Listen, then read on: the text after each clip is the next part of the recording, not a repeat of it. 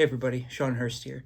So today I thought I would do a semi-quick video on some tricks that I use to get a stubborn Tsuka off, particularly with production swords. When you get a brand new one, they're almost always really on there tightly.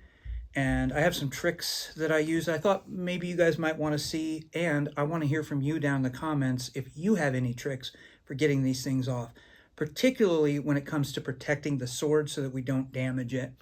So that's kind of my idea. I thought I would share with you some of the tools that I use to do that as well. So hopefully this is helpful. Let's get started.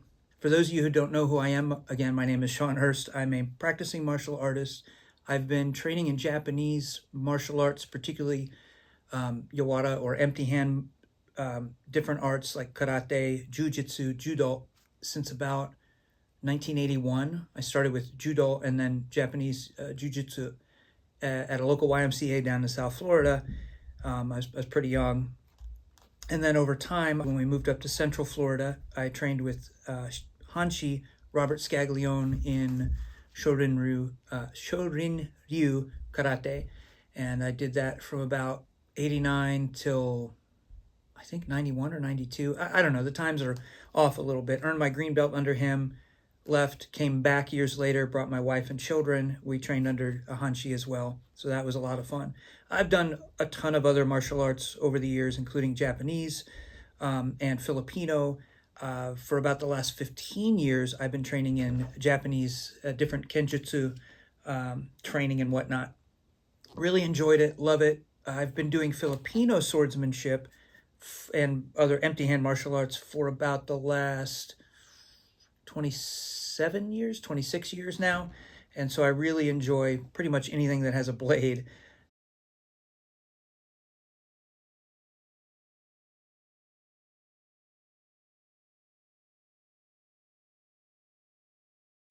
All right, guys, this is the sword, and these are the tools. I want to talk about the tools that I'm using first because these are kind of the trick to it. So hopefully this will make sense, and I'll try to be succinct about what I'm doing here. So with the tools, this is just a little, I don't know if they called this a jeweler's hammer, or I'll have to look at my Amazon purchase, and I'll put a link in the description if you guys want to get one of these. I'm not going to do any kind of affiliate stuff. I'm not worried about that. The thing I like about this is it's small, and it keeps me from exerting too much force onto whatever it is I'm working with on the sword. And that's really nice because it means I'm less likely to bend or break something if I'm not using a big kind of industrial hammer that's meant for construction or something. Also, these softer tips are replaceable, and that's nice so that if you wear one down over time, or if you can find an even softer one that they make, you know, that just prevents you from damaging the sword even more.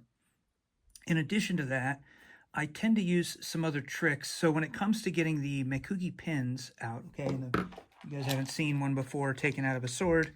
This is just an assortment of them that I've purchased over the years. Some of them have come out of swords that I wouldn't use those on anything anymore. These are actually smoked bamboo. These are not chopsticks. Do not use chopsticks to replace them. I do not remember where I got these from. It's been a long time. I don't know if it was Nihonzashi or Tozando or some of the Japanese sites. I will try to do my best to figure out where I purchased them from and put a link down in the description. Unfortunately, over the years, if you've been doing this for a while now, you know COVID really closed down a lot of the cool online shops. Shadow Dancer, yeah, that's where these came from, give you extra ones with every sword. So I have lots of extra ones. Thank God they did, because I had one that I had to replace because I damaged one of theirs when I took it out. It wasn't their fault. So anyway, Mekugi pins, that's what they are. On this sword, you can see them. They are colored black. Here's one. This has two. This sword has two of them. Here's the other one, okay? Yes, this is a chopstick. And yes, I use it to remove the Mekugi pins whenever I can. Why? This is inexpensive bamboo. Yes, sweetheart, to my wife. It was already broken. So I took one from our silverware drawer, if you will, where we have the chopsticks, and I grabbed one that had been broken in the dishwasher and thought, oh, this will be perfect. The reason is I try not to use anything metal on these whenever I can to hammer those out. That way, if something's going to break, hopefully it's this. In other words, I want to transfer the least amount of force into these Mekugi pins that I can and still have enough to get them out of the sword. Now, one thing you have to be careful of when you're removing Mekugi pins is to look. Often they're drilled at an angle, or the holes are drilled at an angle, and then the pins are placed in at an angle. So it appears as though this one is going, yeah, that way at this kind of an angle here. Hopefully that's showing up on the camera. And so as I'm hammering it out, what I don't want to do now that I know that angle is present is I don't want to go straight in like this, because I now know that it's coming through at an angle, so I'm going to hammer at an angle. That will help to prevent me damaging that pin as much as possible. Hopefully that makes sense. The other thing is if I come straight in and the hole's drilled at an angle, you know, sort of, I don't want to say perpendicular, but not straight into the Tsuka, okay?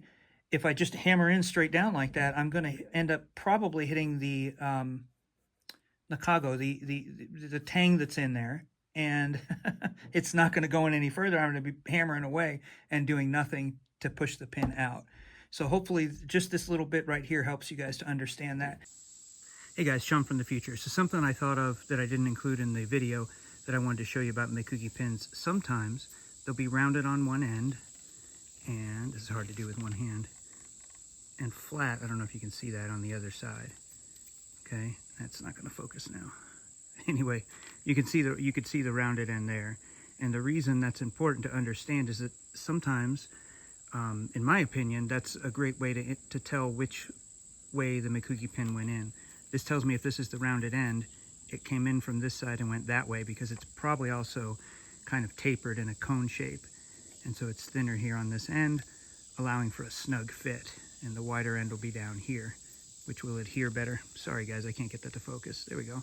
Hopefully that's helpful. Also, sometimes you can see which end is intended to be the end that comes out, because the way the pin was put in, it will often bubble the race skin, okay, the samegawa here, it'll bubble that race skin up on the side that it hits. So in other words, if it's going in from this side to this side, okay, from the open side to the closed side, I can explain what I mean by that, I guess, right now. When a sword's worn on your belt, your obi, right, the side that's facing out is what I'm calling the open side, and the side that's would be against your body is what I'm calling the closed side. There are names for all of this. That's why you notice the ornament has the face on this side, because if it's worn on the obi, it's facing out. That's where somebody can see it. You're not going to see it if they put it on this side, okay? This also has to do with in and yo and different concepts in Japanese culture as to, yeah, there's all kinds of stuff kind of buried deep in there. For now, I don't want to get into too much of it, but you can see here on this side, the race skin, I don't know if the camera angle is going to show it, but I can see it with my naked eye. It's kind of bubbled up there, which tells me I'm pretty sure that when they put the pin in, they put it from this side going in that way. Now, you might say, oh, well, that's the way it should always go in. Well, that doesn't mean it's always the way it gets put in, right? Whether that is or not, I don't even know, all right? But what I can say is I believe it's safe to assume that I want to approach this pin going that direction at an angle. Okay, so that's the first trick. In other words, I take my time, I look at the Mekugi pin, I try to figure out by looking at both sides, is it coming in at a diagonal? If so, which end did it start from? Which end did it finish on? It appears to terminate on this side, which makes sense because it's under the ito here, right? It's when they did the samegawa, it's kind of, I'm sorry, not the samegawa. When they did the tsukamaki, right? That ended up on top of that side. So that makes sense to me anyway. So I'm going to approach it from here. Now, the trouble with this is no matter how you do it, some people will like to put this in a vise. I generally don't, because again, I don't want this thing held in a position where it can't move. If I put too much force on it, I'd rather it move a little and bump or something than crack something, because it's so, it's in a vise and it can't move at all. Oftentimes folks will take it out of the saya. I don't do that, and I'll explain why. What I am going to do is swap this saya out. This black one can take damage where I don't want the red one to get damaged, because it's so beautiful in my opinion. I really like it. Okay. One other thing, guys, while I'm doing this and setting it up, please understand, as I do these reviews, I don't own any really expensive swords, number one. That's for various reasons, because I tend to use mine. They tend to get damaged over time, and I don't want to spend multi-thousands of dollars on one. And the second reason is, I'll be honest, I can't afford that. You know, my wife and I have 6 kids, and I got to provide for the family. I would feel guilty if I was spending a lot of money. And lastly, most of the swords I currently own were gifts. So I'm grateful for that. Now, where's that all going? You get the sword that you want and be proud of it. If it's a $100 sword, a $50 sword, I don't care if it's a rainbow bright sword or a whatever sword. It doesn't matter. The My Little Pony sword, it doesn't matter, guys. If you like it, it's your sword. Be proud of it. Rock it. One thing that we tend to do is if you're like me, you watch all these sword reviews, is we see all these swords and we drool over them, right? I would love to have the Shadow Dancer. There's this particular model. It's $2,000 or $2,200 sword. It's a replica. It's blue with I think it's an ocean theme. It's this gorgeous replica. It's slightly shorter Nagasa blade, gorgeous blue fittings and everything. Just an incredible looking sword with I want to say Tamahagane even blade, or something very close to that, folded blade. Anyway, I would love to have that. The only thing I'd ever use it for is EI, because it's so expensive if it ever got damaged. You know, would I love to own it? Yeah, sure. All right. And if I bought it one day and somebody was making fun of it because of the little sparkly bits it has in the saya, I don't care. I got it because I liked it, right? Now, on the flip side of that, making fun of people's swords, listen, that's not cool. And I don't mean that like I'm trying to be somebody's big brother or something. What I mean is, from a Japanese perspective, that is a faux pas. You do not make fun of. I was taught in Japan from more than one Japanese instructor that one of the kind of ground rules to Kenjutsu, whether you're doing EI, Bato, essentially those are basically the same thing, the way I'm using them. You do not make fun of another person's sword, and that is partly because of the religious significance that they have in the culture. They were considered kind of the identified with the samurai or the individual who owned them, you know, part of their soul almost, if you will. They are dedicated in Shinto rituals. They are very, very gorgeous ones that are done and dedicated to temples and whatnot. So you have to understand the significance there. Making fun of it is a really big no-no. And I think at least older Japanese, when I say older, I mean 40s and older, right? 40s and up, definitely understand that. I don't know about the younger generations. I haven't been to Japan in a while. But when I was there, when I was learning from those instructors, when I've learned from my wife, from others, even watch a YouTube video from Japanese instructors, they'll tell you the same thing. Just don't do it. Not cool. All right. So whatever you own, be proud of it. First of all, don't think because I'm showing something, you've got to go get it and be embarrassed by what you have. All right. Don't feel that way. All right. I mean, the truth is, how many swords does a man need, or woman? Well, we all know the answer to that is just one more, right? But how many you can afford may not match that, and that's okay. So please don't let these reviews and the stuff that I'm doing make you feel like you need to go out and spend money, or you're not, you know, part of the cool kid group. That's just not the case. All right, rant over. So now, getting this pin out. So I've changed the saya. This is a very inexpensive saya. I'm not worried about bumping it or anything. And so I'm going to put, you guys, oh yeah, I guess you can't see it on video. I just put the cloth down there. That way, if this jumps around when I'm doing this, it's less likely to damage the saya, even though it's inexpensive. We've talked about the angle here. So I think I've got the right angle. I'm sorry that you're not able to see the hammer. Oh, and look, booyah, pin out. I tell you what, it did come out nice. It slid right out. But anyway, yeah, you can see how that angle really helped us. And keep note when you're doing this, right? Try to remember, okay, when I took that out, I took it out from what Sean's calling the closed side to the open side, right? And that way, when I put it in, it's going to go the opposite way, and it's going to go at that angle. And now we're just going to approach the second Mekugi pin, which is technically not bamboo, and we can see it's going the opposite way, which makes sense, right? This one came in from this side that way. This one went in this way. How can I tell?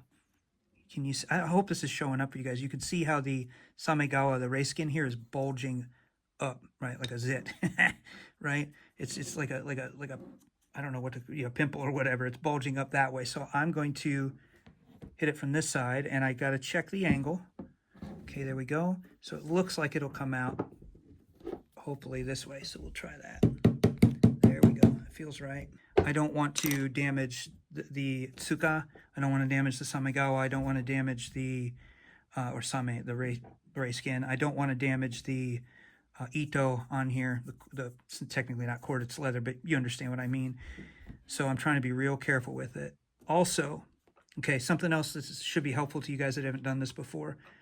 What I'm noticing is this Mekugi pin on the side is slightly under the Ito here, which is cool. I don't mind that at all. That can be a good thing, right? You don't have to worry about popping out. But you can sit here all day hammering this and it doesn't come out because it's bumping into this. So that's something you have to be mindful of. Some of you pros probably saw that and went, oh, he's going to take forever to get that out. So what I've done is use my thumb to push that. Let me move this over. But the Mekugi pin should now be free there. I hate doing that because I ruined that perfect shaped diamond, but oh well. Put this back here, double check the angle. Yep, it's going to go kind of at a slight angle. It's not as steep as the other one was in. I'm going to put this like that. Come on. Well, my desk's coming apart, but I don't seem to be doing any damage. If you see me push down on this Tsuka here, what I'm trying to do is keep it, when I'm hammering, from bouncing up and down. So by pushing down there, now it can't go anywhere. You may say, well, is the Mekugi pin going to hit the desk there? Yes, but all I'm trying to do at this point is get it loose enough I can pull it out. I don't need it to come all the way out. There we go. I feel it now. There we go. I can feel it coming out now. Let's see. You can see, yeah, she's almost all the way out there. All right. Now, one thing I didn't mention earlier is another reason I like this chopstick, besides the fact that it's less likely to damage, the pins, is the diameter. It's roughly the same diameter as the Mekugi pins usually. All right. And if it's not, you could always, because this is tapered, it gets wider down here, right? Where the camera? There we go. As it gets wider, I could always cut off more, and then I've got wider and wider. I try not to do that because if I've got a smaller hole on another sword, this can't be used on that. So it's okay that it's slightly narrower than the Mekugi pin. What you don't want, you guys, some of you, I don't know if I still have one, those tools, those do-it-all tools, it's kind of got the hammer, the brass ones, you guys know what I'm talking about. It's got that little pin on the end, and you unscrew the pin out of the hammer, and then you put the pin there, and you hammer the Mekugi pins out. The problem is, usually the ends of those, the diameter of it is so small, what you end up doing is chewing up the Mekugi pins. That was something I noticed a long time ago. So I have these hole punches, or roll punches, or roll pin punches, whatever you want to call them, for a reason. I use these sometimes on really stubborn Mekugi pins for a couple of reasons. They have a rounded tip on the larger ones, and I can pick the right diameter because I have a set here, right? And I got these on Amazon. I have a set. I can find the one that fits closest, that's almost the entire diameter of the Mekugi pin, but yet not too big, so it still goes through, the hole passes through without hitting anything and damaging anything. Will they hammer it out anymore?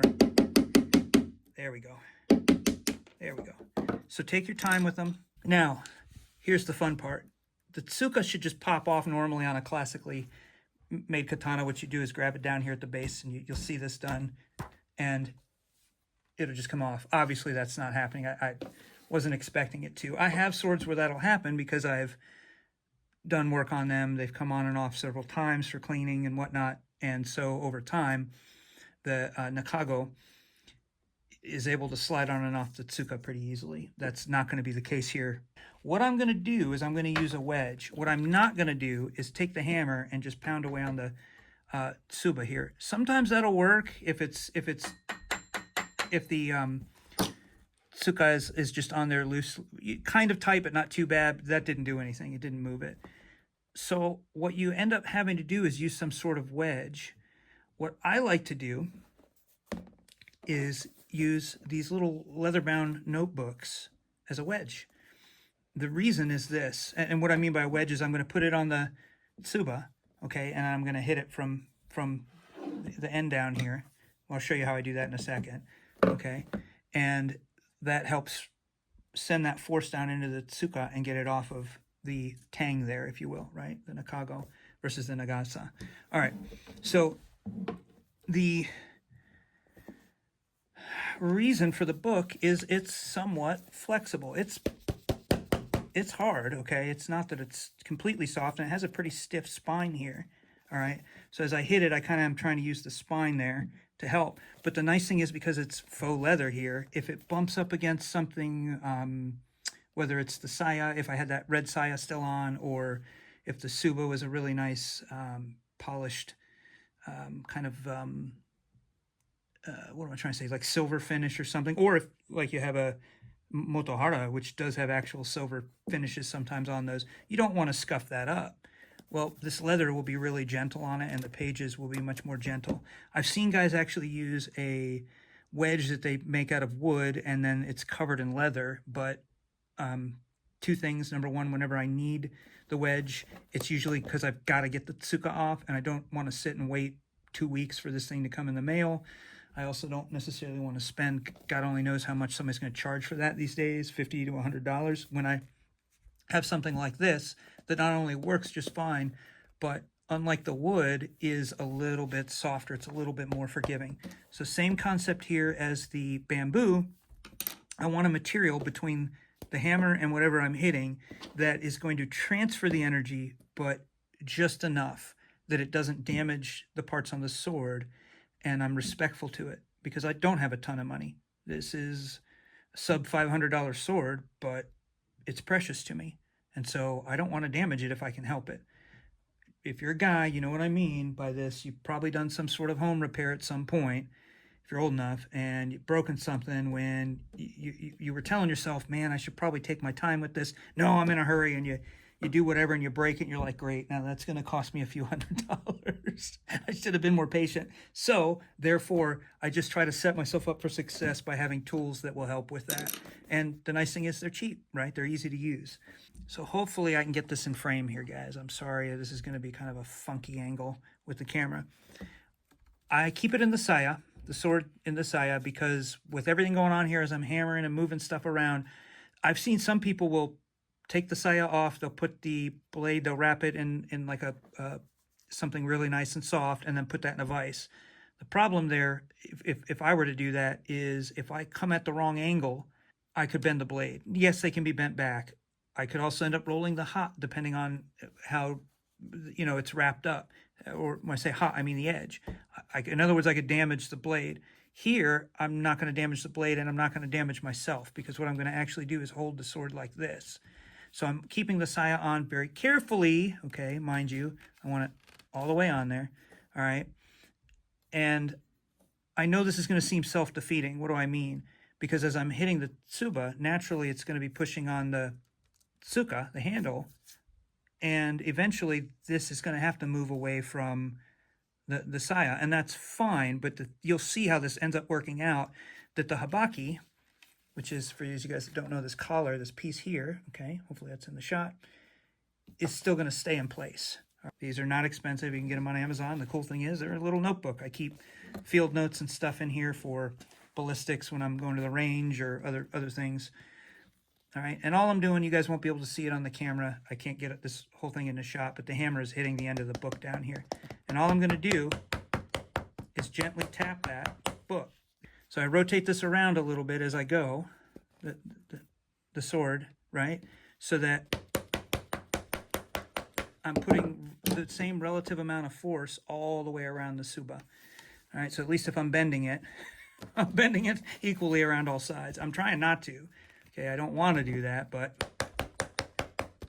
this thing, finally, I just had to give up with using a wedge and bring some hate and hit the Tsuba with the mallet, which I hate doing, but I just couldn't get enough force on this thing. Now, the nice thing about doing that is these are softer bits on here, and I wasn't beating it to death, but I did have to come at it, like I said, kind of bring the hate. What's weird is I'm not seeing, sometimes, we'll see when I get it all the way off, the Yasuri file marks on the nakago, right? So the file marks that they do on the tang can sometimes grab onto the Tsuka. That's not unusual, again, particularly on a production sword where these are mass produced. Again, why? Because you're trying to get the blade itself, the sword core, if you will, right? All the same shape so that they fit these Tsuka. Everything goes together because everything is built with the same tolerances to the same specifications. Hopefully that makes sense. Of course, there's going to be some variance, and when that variance occurs, things are going to tend to fit tighter. So yeah, this thing is frustrating. I'll just say that. So we're going to go ahead and be naughty and share the hate a little more. There we go. I think I finally got it off. Now, what I like to do, again, for safety reasons, this sword is in the saya still. I grab the Tsuba, and I'm pulling. Keep my hand all the way on the other, on this side of the Tsuba here, so that when I'm pulling the Tsuka off here, there's no chance that I accidentally, my hand slips forward, bumps the saya comes forward, and my hand ends up grabbing the blade, right? For obvious reasons, this is a sharp sword. There we go. Okay, so let me see if I can get this thing back together for you guys, see how easy that is. We'll talk about that in the review. So there you, oh my God, what is that hitting? Okay, good. Nope, almost good. Ah, there we go. So you remember in my review of the Shadow Dancer, I was talking about there's a burr in the Tsuba, right? And that was causing it to stick, and then the Tsuka was thrown on. This is the same sort of thing. This, if you were to hammer this on down here, right? This Tsuba is not all the way up. It's not all the way this way. So you can see if somebody's not paying attention, it looks like it's on, right? And then you drill the hole here and you go, oh, it's all ready to go. But no, there is, I don't know if I can do this without hurting myself. There's actually a good gap in there. Not just on this side, there's a gap on this side, and that's what had happened. You have to be careful when you're putting these things together that you get everything forward. Now, again, what do? Just some love taps. That's why you don't use a regular hammer. Get something like this. You can just gently tap the Tsuba forward. The problem, of course, is you're going to tap this side and the other side goes back. So what I'll usually do is just kind of hold one end to make sure it's all going on very carefully, because, again, I don't want something to slip, the sword to come out of the saya and end up grabbing the blade. That's not cool. Oh, there we go. There we go. I think that's right. Let me just check that that's, yep, it's mostly forward. Now, the good thing is now that if this doesn't get all the way on, it's not like I'm drilling the holes for the first time for the Mekugi, so it's not the end of the world. I'll know if it's not all the way forward. When you're putting it back together, that's not usually the issue. What I might end up doing, guys, to cheat this, I've done this before on other swords, is I might go ahead and take the Tsuka back off, grab my file and file down a little bit, find out where the hot spots are on the nakago, and file it down a little. So basically making the nakago or the tang slightly smaller, and then sliding the Tsuka back on. Since I can't get inside the Tsuka to file it out, I'm sure one of you knows a way to do that, but I don't. And so take everything back off, file down the nakago, the tang, just a little bit, maybe some rough sandpaper. I do have a metal file, and just hit the hot spots and then try to slide the Tsuka back on. That way everything goes back together a little bit easier, because I don't like the idea of whacking the kashira down here too hard, because you will cause one other trick. Actually, I might be able to do it here. No, I won't. This is too tight. But there is a trick you can do, but it's risky, which is you can take, I would use the chopstick for this, but you can, when this gets close to being all the way forward, you can take one that's small enough, put it through the hole, and then bump this forward. What it's doing is it's pushing on the Tsuka to bump it, slide it forward onto the nakago. The risk you run, though, is you might end up making the hole for the Mekugi pins much larger, rather than just sliding the wedge, what am I trying to say? Not wedging, but kind of leveraging the Tsuka forward by doing this. Because what you can end up doing is creating a huge dent here with this.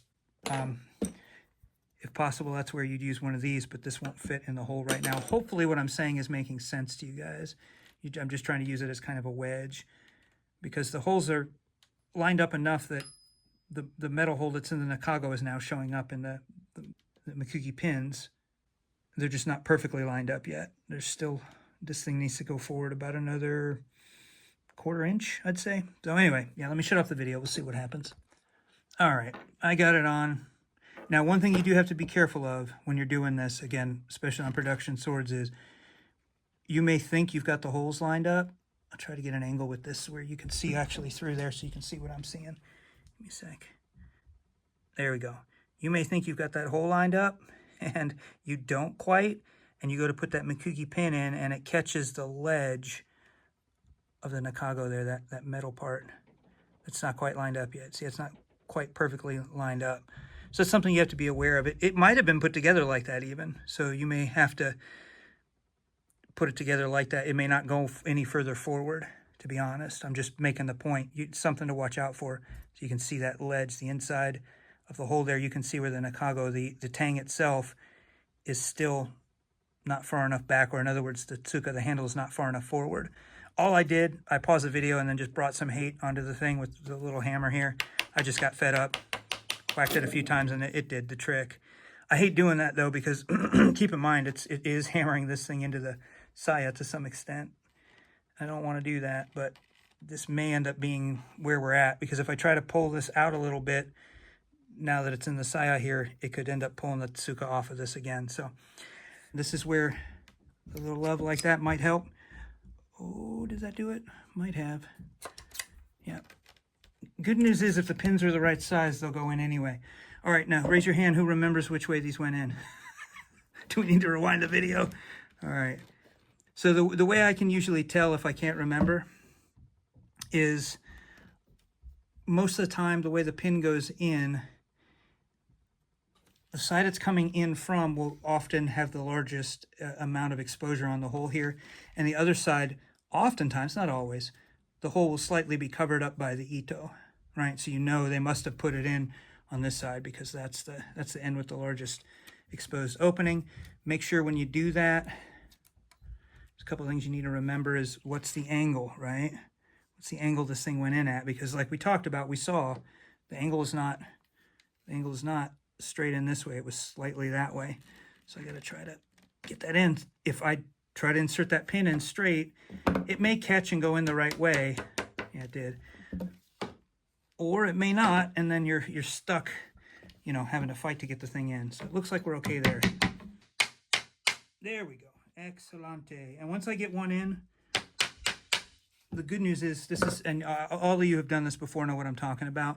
Once you get one in, that usually gets everything lined up for the second hole. Usually it's not as bad. Make sure you put it in the right hole. I know, jokes are forthcoming, right? I'm going to put this on my lap when I hammer it in, guys, and the reason is my lap is really forgiving, so as it's bouncing up and down, I'm not worried about it smacking up and down on the desk. Yes, I know some of you will say, use a vise, or it's what I use, and that's cool. By all means, use your vise. I just prefer this because it allows things to move and give without damaging the sword, or damages it the least amount. You'll hear me hammering it. There we go. Oh, yeah, boy, did that go in easy. And there you go. So you've got 1, 2 pins in. Let's see how the sword is now. Good.